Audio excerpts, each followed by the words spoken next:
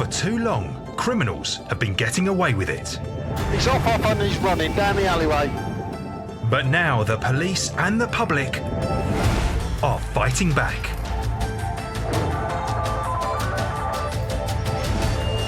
With an array of high-tech crime-fighting tools, the odds are tilting in our favour. Technology is advancing at such a pace, it's going to change the way law enforcement in the 21st century is carried out.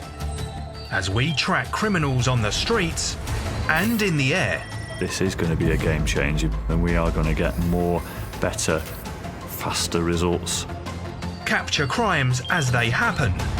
The ability to pinpoint wanted persons with speed and accuracy would be a huge resource for law enforcement. And identify offenders faster than ever. There are many, many crimes that can be virtually eliminated using technology. Making our communities safe again. Thanks to a Frontline Fightback.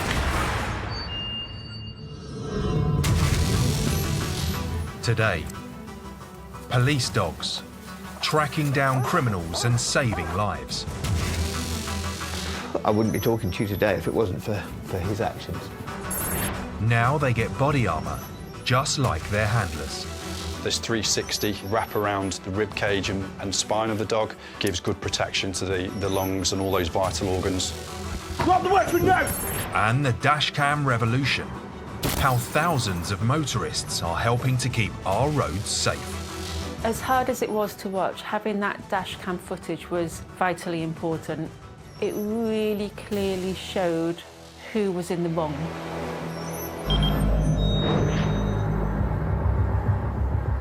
Two cars collide head-on with life-changing consequences. One of these vehicles was being driven dangerously. Working out which one is becoming much easier. Thanks to a proliferation of cameras, not only on our roads, but in our cars. May the 30th, 2020 is a day Nadine Wood will never forget. The first manned US mission to space in nearly a decade is underway. It started well enough. Nadine was looking forward to watching the latest American spacecraft as it left Earth's orbit. 3, 2, 1, 0. Ignition. Liftoff of the Falcon 9 and Crew Dragon. Go NASA. Go Space. The rocket was going to be visible over parts of Britain, including the Cotswolds, where Nadine lived. During COVID, I think a lot of people decided to start stargazing. I just thought it would be a brilliant idea to go and see the spacecraft orbit or go overhead.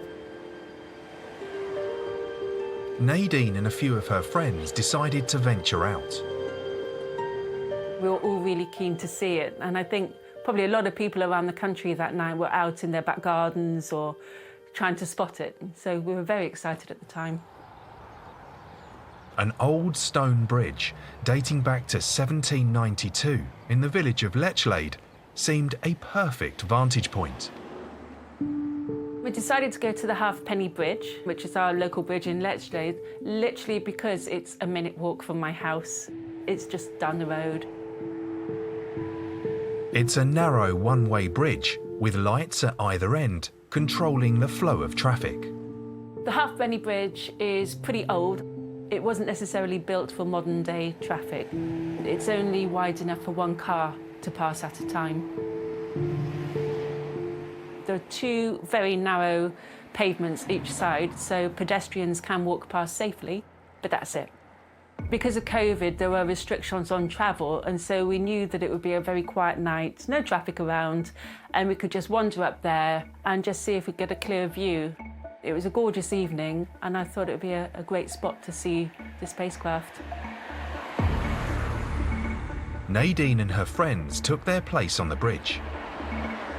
I still remember kind of just touching the side of the bridge and thinking how warm the stonework was, because it'd been a beautiful day. And I remember hearing a car coming from my left, and it sounded like it was revving and at speed.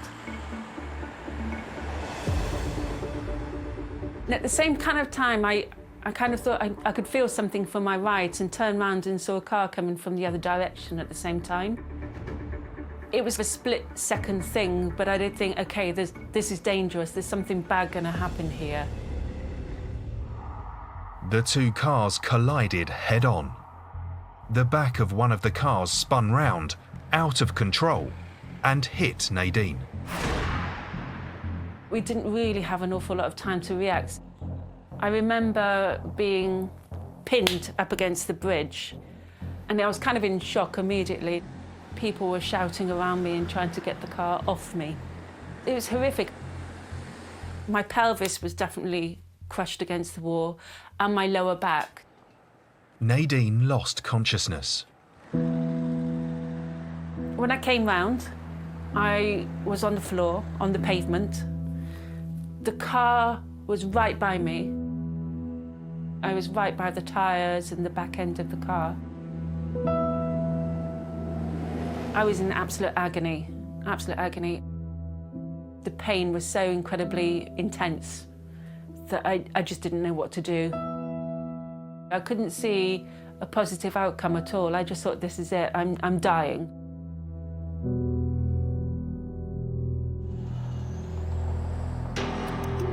Nadine was treated by a paramedic at the side of the road and taken to hospital for urgent medical treatment. I don't think it was until I went to the hospital that I realised how serious everything was. I had a fractured lower spine, a break at the front and the back of my pelvis, and severe nerve damage in my left leg and foot. Nadine had suffered serious physical and psychological trauma. It would take months for her to get back on her feet. Establishing where the fault lies in cases like this can come down to one person's word against another, unless the incident is captured on camera.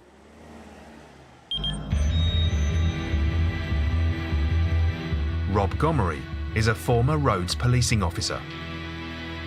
It would have been a case of one person saying one thing and one saying another. Who went through the red traffic lights? It was person A or it was person B. Unless there was an independent witness to corroborate one or the other stories, it was often very difficult to gain a successful prosecution. Dashcam footage has been, you could say, that game changer, because that presents evidence that could be almost indisputable.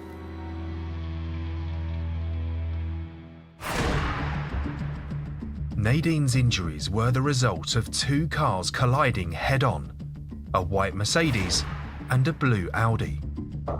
Police recovered a dashcam from one of the vehicles, the Mercedes. The footage proved decisive.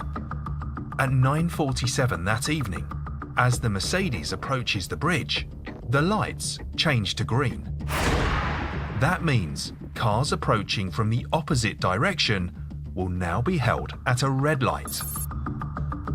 The road ahead should be clear, but without warning, a pair of headlights appear. It's the Audi, heading straight at them. There's no time to take evasive action, and the two cars collide.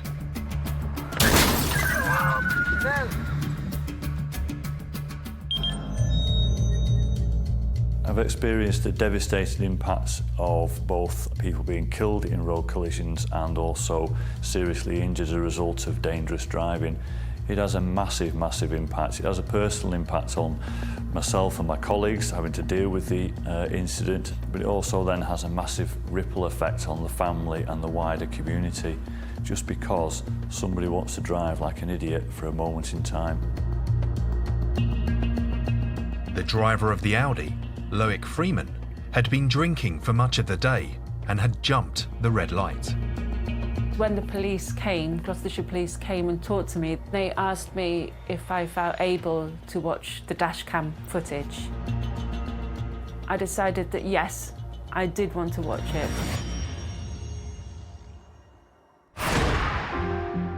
Viewing the footage, Nadine and her friends are just visible, standing on the pavement. I remember kind of backing off, waiting for that impact again. It was really awful. You see the drunk driver hurtling over the bridge, and you see the impact with the car that had the dash cam. It was followed immediately by my screams on the video. No! The dash cam evidence was just perfect. It's just absolutely as clear as day what had happened. Freeman pleaded guilty to causing serious injury by dangerous driving. Nadine was in court for the sentencing. I'd been through such an ordeal that I thought it was an incredibly important thing for me to be present and to just witness what was happening. I went up and spoke in front of the judge, in front of the driver and his family, to tell them what I'd been through and what I was still suffering. I wanted him to hear me. I wanted him to have to hear what I'd been through. Freeman was jailed for 2 years, 6 months. As hard as it was to watch, having that dash cam footage was vitally important. I think that they're a great way of just checking people's behaviour while they're driving. I think we'd all be more conscious of the speed we're going at, of the things we do when we're driving. I think they're vital equipment that probably should be in every car.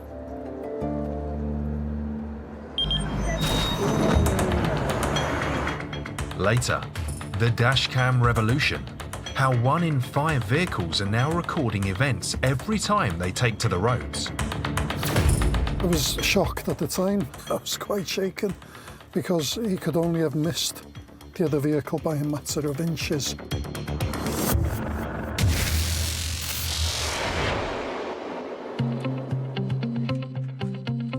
Catching criminals isn't always down to technology.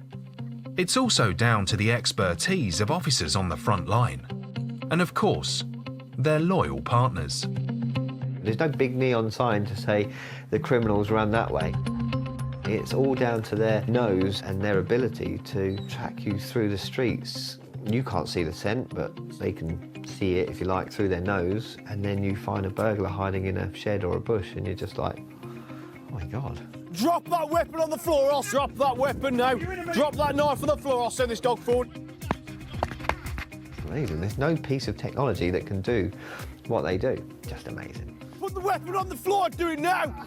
Drop the weapon.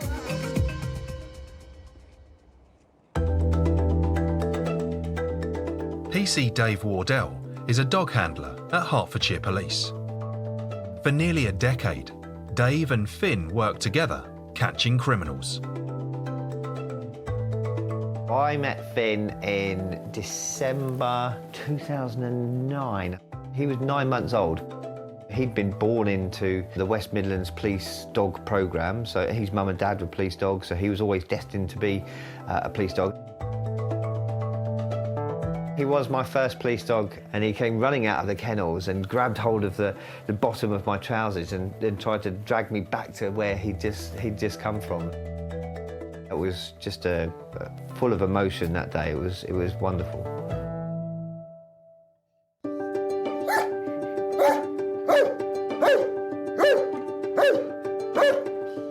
Finn has now retired from active service, but still lives at home with Dave and his family.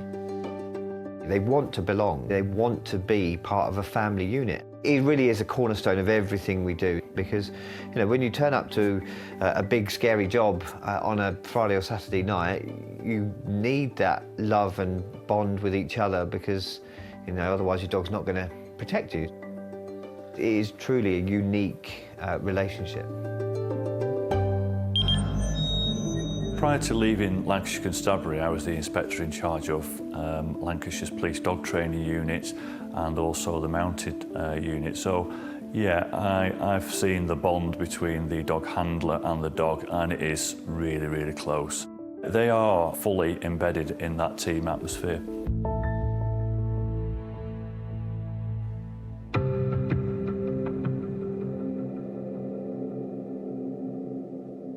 Police dog teams up and down the country, they go to all the sort of high-risk jobs, you know, the burglars, the car thieves, jobs where there's been weapons involved. I couldn't think of a better partner to be stood next to, because they will look after you. They will look after you until their last breath if they have to. On October the 5th, 2016, Dave and Finn responded to reports of an incident at an address in Stevenage. So they didn't know what it was. Sometimes that's all the information you get. Someone's rung up and they're not happy about something, but they don't know what it is. There was nothing to prepare them for what was about to happen. We put in a knock at the address and all hell broke loose at the back of the address. And I'm thinking to myself, right, there's either someone trying to get in or trying to get out or trying to run away from us. Either way, Finn's probably going to come into his own. Dave and Finn go towards the side of the property to investigate. I can hear someone now jumping over fences. Well, that's definitely a skill for Finn and I. That's what we do. That's our bread and butter, chasing people through back gardens at 2 o'clock in the morning. As we're approaching the alleyway, this young lad appears and he's running. And I shout, police officer with a dog. He stops, looks at me, and then runs again. He's clearly done something wrong. He clearly wants to get away. He looked like he was holding a stick. He had his arm sort of glued to his side, and he didn't want to let go of whatever it was. Dave was determined not to let the suspect get away. He let Finn off the leash. Finn's very fast, you know, runs at 30 miles an hour. And he was behind him very quickly, and I thought, that's fine, I'll be there within a second. And they disappear around a corner, and they go through into a back garden. And a security light comes on in the house, and the young lad's run in to jump up a 6-foot fence, at which point Finn grabs him by the leg and pulls him down. And I think, that's it, that's brilliant, job done. Like hundreds of other jobs we've had, Finn's done exactly what is required of him. I'm now going to arrest him. Someone will come and take him away. We can go and write our notes and go to the next job. And with that, our lives change in the blink of an eye.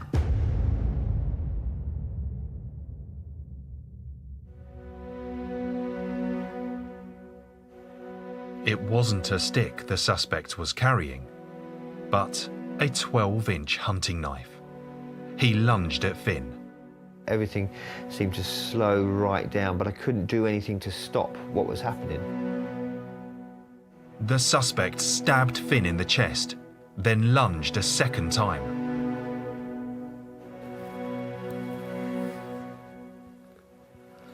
Finn then put himself in the way of that lunge and saved my life. I wouldn't be talking to you today if it wasn't for his actions. Dave and Finn were determined to keep hold of their attacker until backup arrived. This guy has made his intentions very clear. He's prepared to do whatever he needs to do to get out of that garden. I grab him, and between Finn and I, we slam him on the ground 3 times. He then lets go of the knife. Moments later, more officers arrive at the scene. They jump on the lad on the floor to detain him. I get Finn to let go. He's still holding on. He's still prepared to do his job looking after his dad and society to his last breath.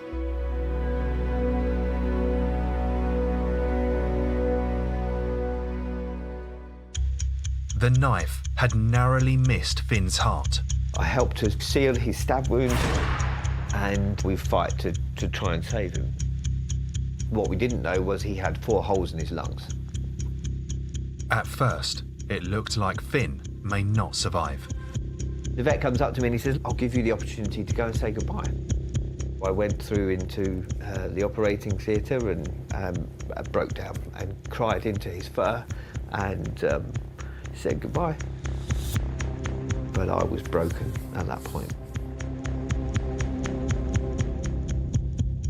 Finn underwent 4 hours of emergency surgery and slowly rebuilt his strength. But it had been a lucky escape. Former Lancashire detective Anne Beswick says her own life was saved by the actions of a police dog. Back in 1991, I was stabbed. And it was as a result of the intervention of a police dog that the person who stabbed me and tried to kill me was apprehended. If it wasn't for Rocky, it may be a very different story today.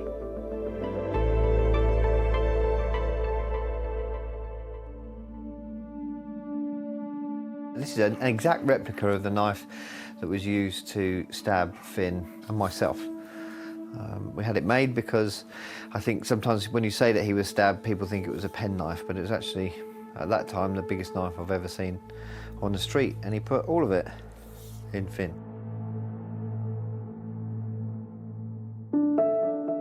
Less than 3 months later, Finn was back to his old self. He went and found his tennis ball in the front room and literally threw it at me, and it was at that point I knew he wants to come back. 11 weeks and 1 day after being stabbed and nearly killed, saving my life and arresting someone, he was back at work. It was amazing to be back there with my partner by my side. It was just a huge relief, I guess. An amazing, amazing moment. It didn't take long for Dave and Finn to get back in their old routine. On his very first job back, on his very first day back, he tracked through the streets after a car had been crashed and abandoned and found a guy hiding who'd stolen the car. It was just incredible.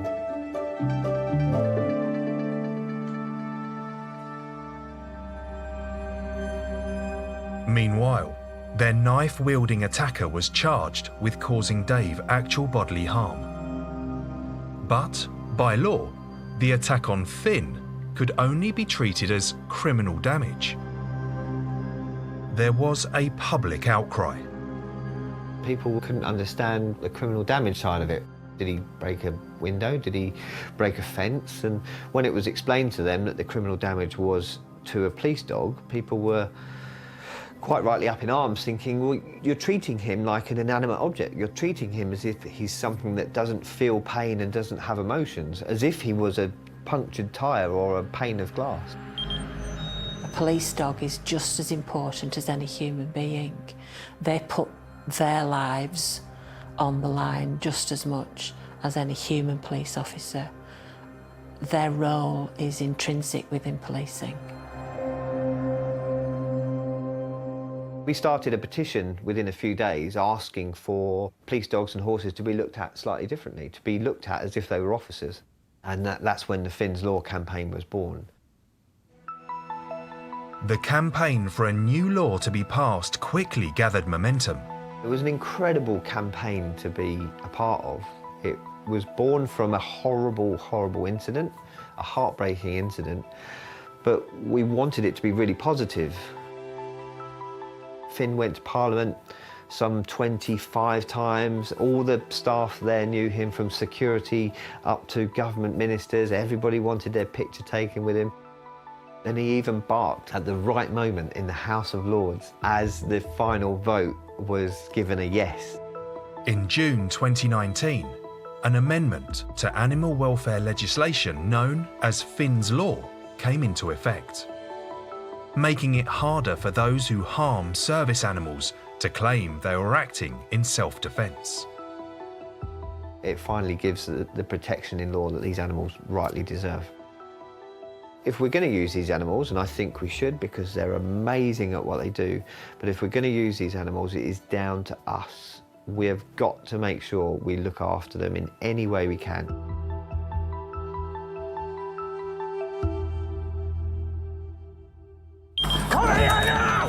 Later, On the floor! On the floor!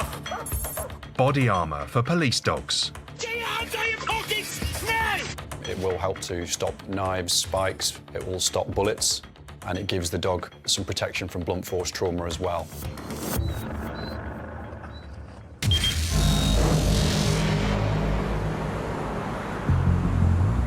More and more motorists are fitting dash cam in their cars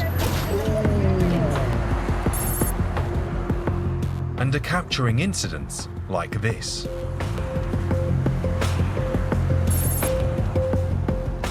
Now, the police are encouraging us all to send them the evidence whenever we see someone driving dangerously.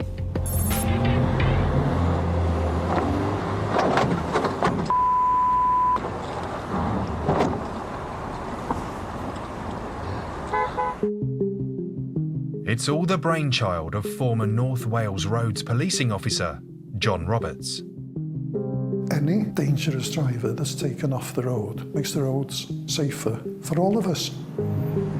John has helped investigate hundreds of road traffic collisions and has seen a dramatic increase in the number of incidents being caught on dashcam.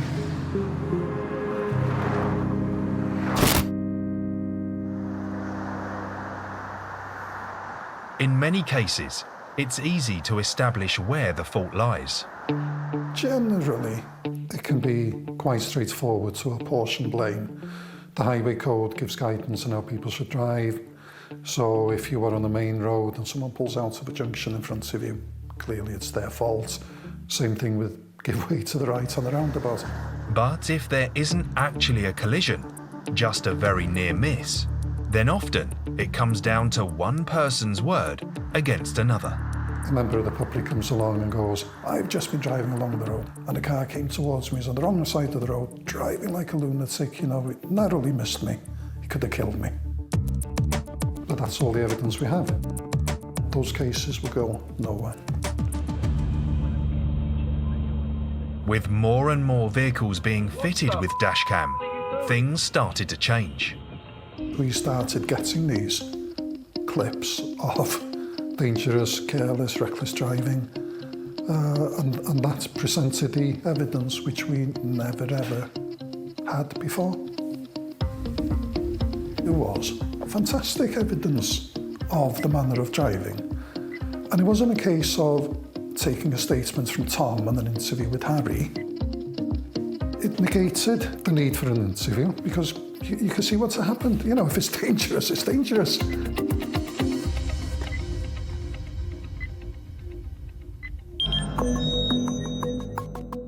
Catherine Buckle is a police and technology specialist at Deloitte Management Consultants. Catherine is helping police roll out digital and mobile technology. Dashcams are starting to make a real improvement to road safety. Road safety bodies report that up to 1 in 5 motorists are using a dashcam, as it makes them generally feel safer and gives them better peace of mind on the roads. I believe that dashcams do have the potential to improve driving behaviour because it makes all road users more accountable for their actions.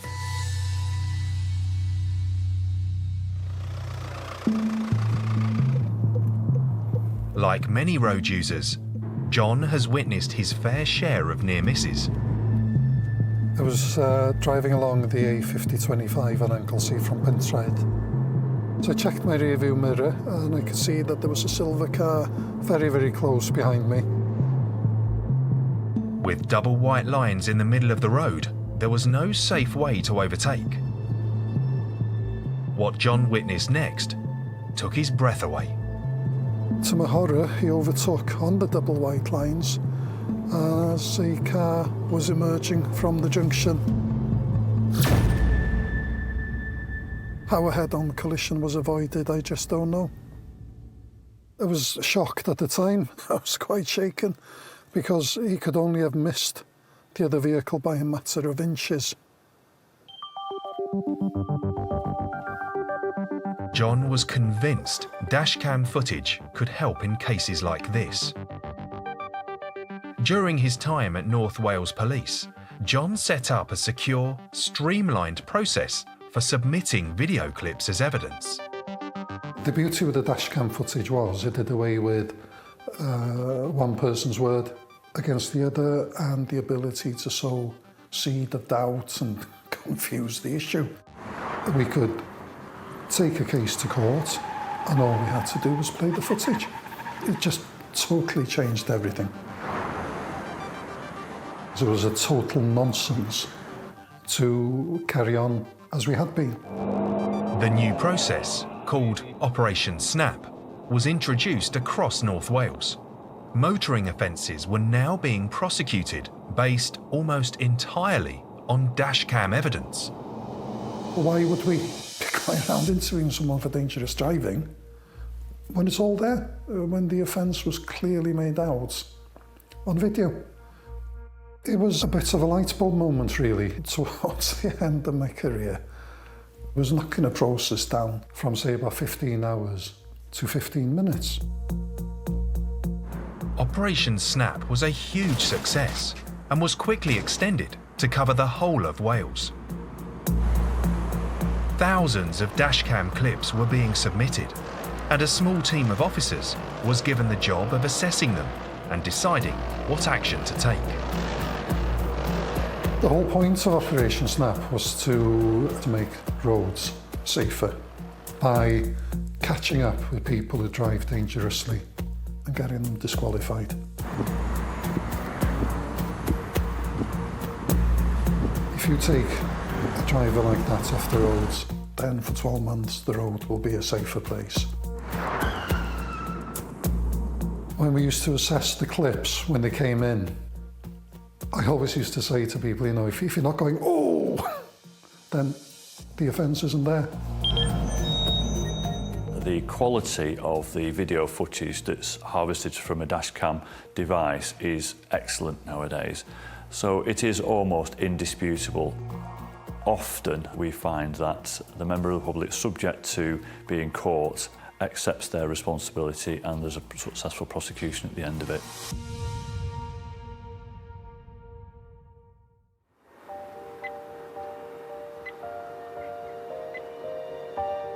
In 2017, John got a call from dashcam manufacturer Nextbase.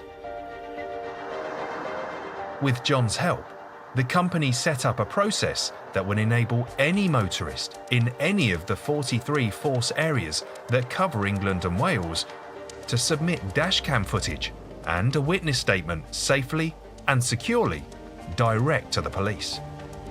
It was a major development. Essentially, we're just allowing the public to easily send their video to the police, and if that means that we can make the road safer, fantastic. Bryn Brooker is head of road safety at Nextbase. We've added features in there that make the image quality better, so 4K image resolution means you have 4,000 pixels on the screen, and the benefit of that is that you can pick out number plates very, very clearly. Image stabilisation is another piece of new technology that we've added into our 622 GW camera, and that helps the image be still, again helping get a better image. Bryn says thousands of video clips have been uploaded onto the new National Dashcam portal.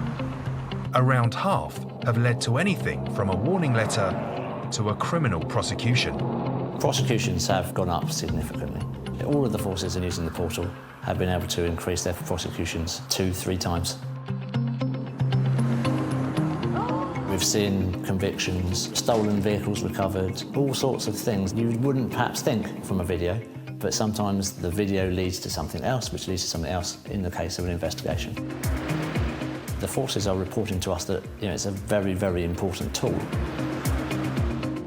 I'm sure everybody's seen that incident where somebody cuts in really dangerously.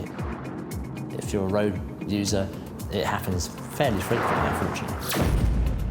Thankfully, now we've got the opportunity to record what happened and then potentially do something about it.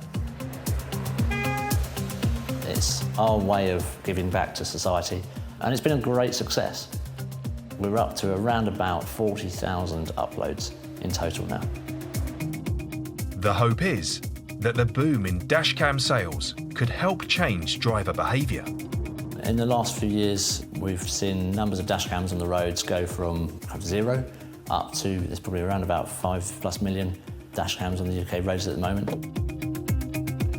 If I drive around and I know that I might get caught on camera driving dangerously, then I'm less likely to drive dangerously, which is good for everybody. I think it's a great example of private sector and public sector working hand in hand. I think it's a win-win all round. Technology is playing an increasingly important role on our roads. There's a network of automatic number plate recognition cameras on the lookout for criminals. And now, millions of cars fitted with dashcam devices. I think there's an appetite for people wanting them in their vehicles. There are a number of car companies, certainly the new electric car companies, that have that kind of technology already embedded in their vehicles. So yes, I think it will be the future, and probably a future that the public will accept. There are still dangerous drivers on the road, and so we keep on going.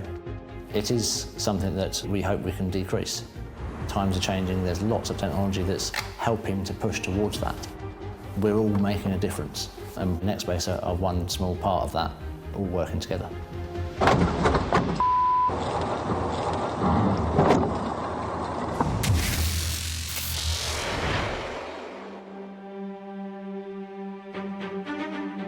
We saw earlier how great police dogs are at catching criminals, and how valued they are by their handlers. In a technology-obsessed world, I still get to work with an animal. That's just amazing. I'm very lucky. I wouldn't be talking to you today if it wasn't for his actions. PC Dave Wardell and police dog Finn led a successful campaign to give service animals better protection under the law. Police with the dog. Show yourself now. Police with the dog. Find him. Now police dogs are being issued with body armour to protect them on the front line. Hey, stop hitting the dog! Hold him! Stop hitting the dog! Get it! Yeah, Delta 45. If they can get to me ASAP, he had a machete and he was attacking my dog with it. If we're going to use these animals, and I think we should because they're amazing at what they do, but if we're going to use these animals, it is down to us. We have got to look after them in any way we can. It's our responsibility to make sure they're looked after. The dog's injured. The dog found him. He ran off. Dog gave chase. He's attacked the dog with a machete over.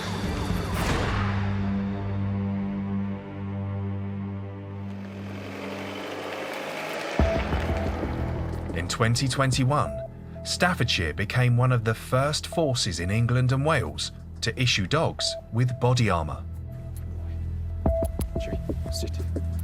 Matt Butterworth is the force's dog support sergeant. It's important for us to give the police dogs the protection that their handlers have. Clearly, if we perceive a threat and we're so concerned by that threat that we're prepared to issue body armour to handlers, then we should be doing the same for the dogs. And it's only right that we give them the appropriate physical protection, at the same standard that the handler can expect. We trialled a number of different versions of the armour from different suppliers and settled on what we thought gave the dogs the best protection and the most agility, ability to move. This is the armour that we chose for our dogs. There's the chest protection, which obviously provides the protection to the vital organs underneath the front of the dog. And this 360 wrap around the rib cage and spine of the dog, leading back towards the hind quarters, which gives good protection to the lungs and all those vital organs. This equipment is issued to every dog and provides the same level of protection as the stab vests worn by their handlers. The body armour could prove to be life-saving for the dog, particularly in circumstances where we have a violent assailant in possession of a knife or other weapon. It will help to stop knives, spikes, it will stop bullets, and it gives the dog some protection from blunt force trauma as well. Drop that weapon on the floor! This training exercise shows how important body armour is for police dogs. Mate, put that weapon down on the ground! Put the weapon down, I'll send this dog forward! Drop the weapon now! Drop it on the floor now! Put the weapon on the floor, dude, now! Drop the weapon!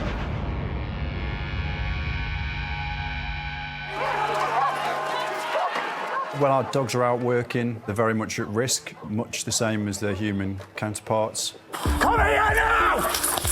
Come here now! Come here! On the floor! On the floor!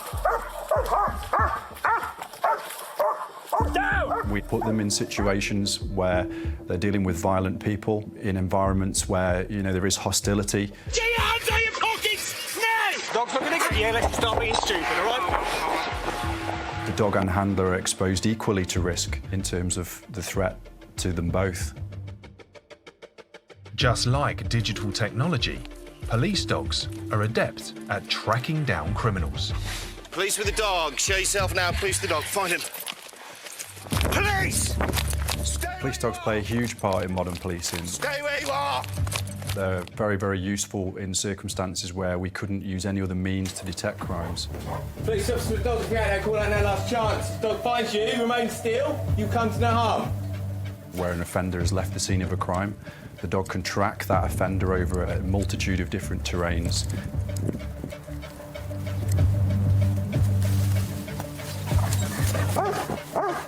We will often find people hiding in very strange places that would otherwise have completely avoided detection. Get out now! Get out! Go out! Go get out! Go out! Go get out! Go get out! Go get out! Most days, the handlers will do multiple jobs with the dog. We'll be out and about looking for offenders in a variety of different urban or rural locations. And whilst they are out there 24/7 responding, they might go to any number of incidents where the dog might play a pivotal role, whether it be a violent incident or a search for an offender.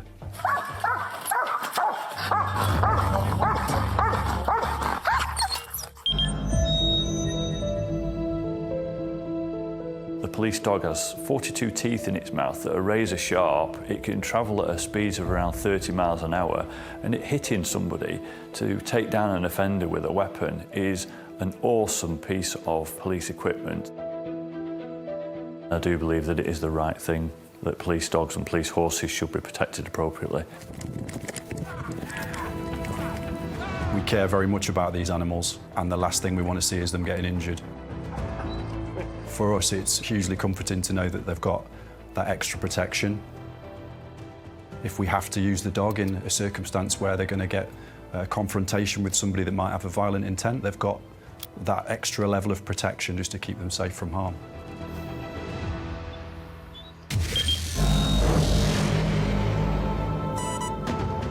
The rapid growth in mobile digital technology is helping the police in the fight back against crime. But it's as important as ever to protect those on the front line, responding to calls from the public, tracking down criminals, Find him. and confronting them. On the floor! Effective policing is always going to be a blend of those tried and tested, proven approaches with adopting new technologies. While technology plays an increasingly important part in keeping people better protected and investigating their crimes, that it's always going to be something that supplements and complements human judgment. Drop the weapon now! Drop it on the floor! Good girl. A yoga studio and a pirate room. I'm not surprised they're all saying this is my house. Find the real owner tonight at 8:30. And with the Women's Euros just days away, Alex Scott explores the future of women's football. Watch now on BBC iPlayer.